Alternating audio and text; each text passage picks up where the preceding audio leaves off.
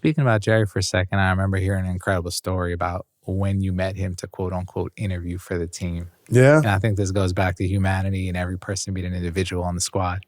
Take us back to that, right? They lose in 04. When did you kind of get the call? 05.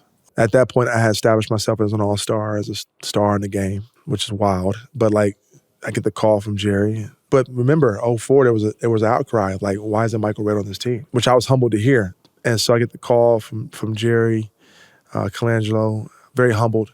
Jerry is one of the stalwarts of the NBA, obviously, pillar, pioneer. And to get a call from him was like, wow. So he calls you and he says, yo, you're on the squad, or he says, come meet me, Michael? Well, I'm going to be in Chicago. You know, how can we connect? I said, I'll come to you. You know, and so I come to Chicago and I bring a suit with me.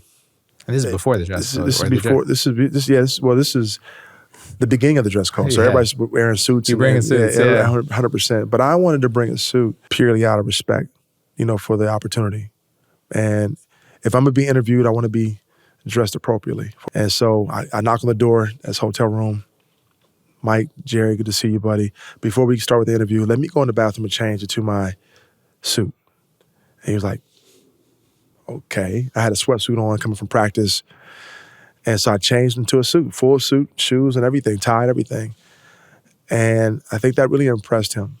And it let him know how serious I was about being on the team, you know.